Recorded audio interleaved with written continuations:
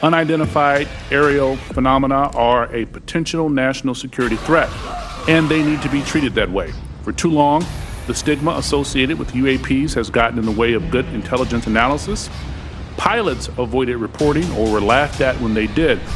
Since last year, a government task force confirms it has received about 400 reports of UFOs.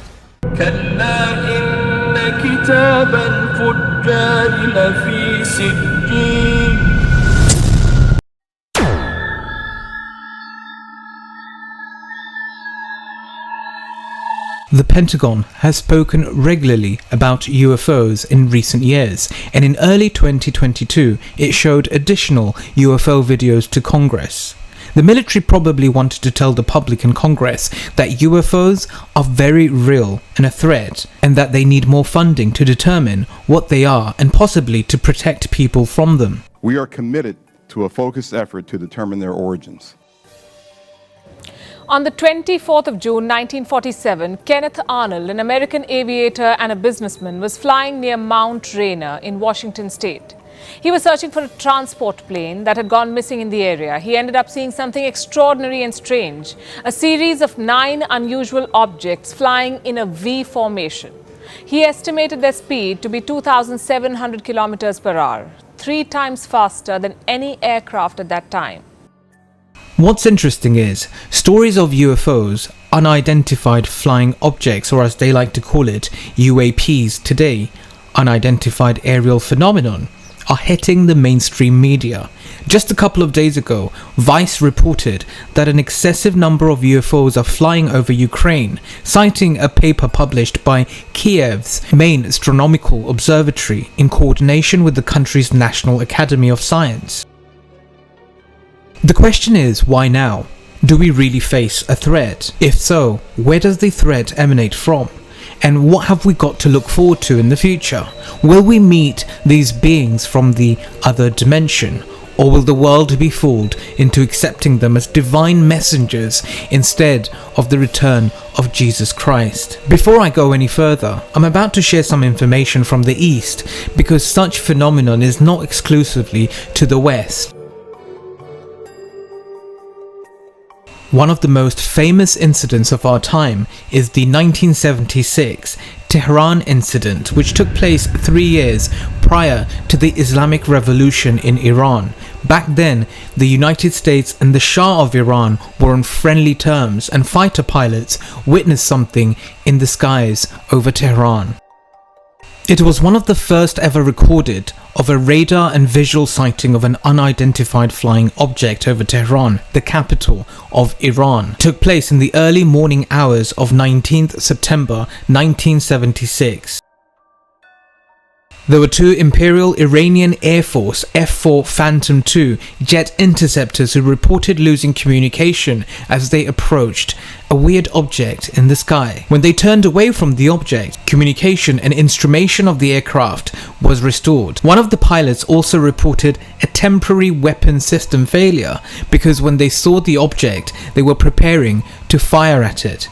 Back then, when the incident took place, the Americans dismissed the case as, well, the Iranians must have seen Jupiter.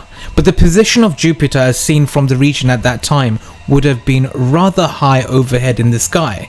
And why would communication and instrumentation of the aircraft stop? One of the explanations that's quite popular right now is that whatever was seen in Iran back then was intelligently controlled. It was a craft where extraterrestrial civilization was using to visit us, and they chose Iran. And when they were challenged by the Iranian fighter pilots whose electronics jammed when they approached this UFO, leading everyone with an interest in these matters to conclude that it was an extraterrestrial craft, a UFO, that had technological capabilities to turn off electronic equipment.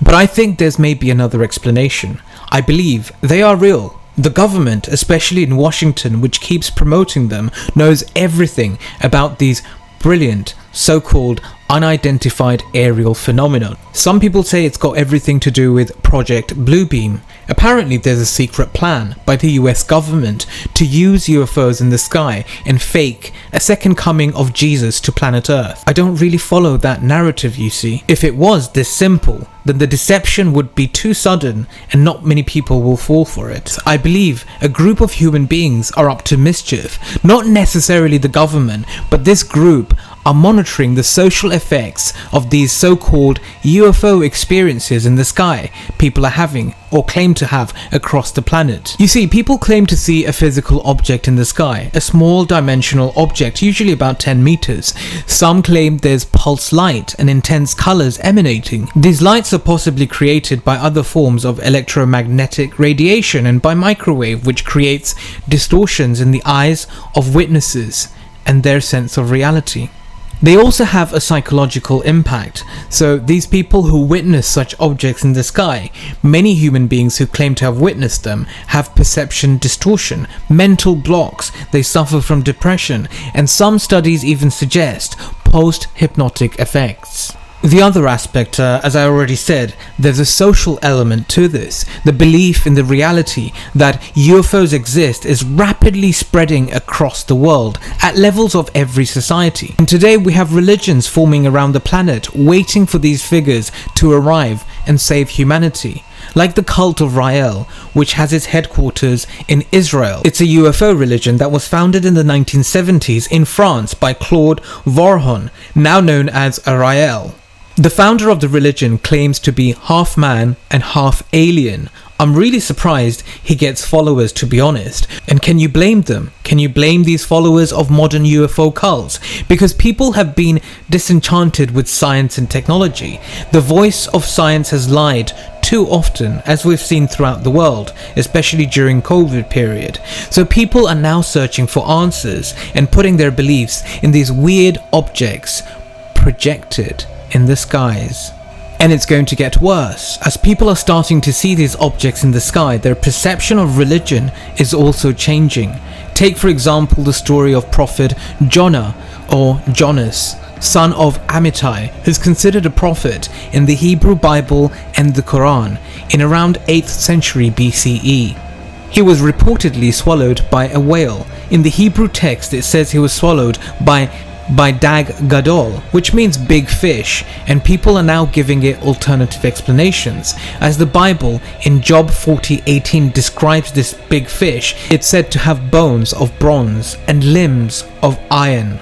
And since these various sightings of UFOs, people are now suggesting that he was swallowed not by a whale, but an alien submarine made of bronze and iron. As I said in my post yesterday, America wants a big UFO that flies from the heavens, filled with new hope for mankind, but that hope is very much leading to a big, massive deception. You see, these human beings behind the alien deception want to give us a pleasant mirage in order to reprogram our consciousness for these new age cults to grow and eventually take over the divine traditions of all faiths. And I even envision by 2027, the emotions stored in the UFO phenomenon will be released. And what kind of social reaction will appear then, you think? Well, there will be new churches, new mosques, even new political movements. Every sector of society will react in its own way, dividing us all further once again. Let me know in the comments section your thoughts and whether you want me to continue with this topic, or maybe you have something else in mind. Thank you for listening to President Ali Prakasata from the Islamic Republic of Foreign Policy Hawk.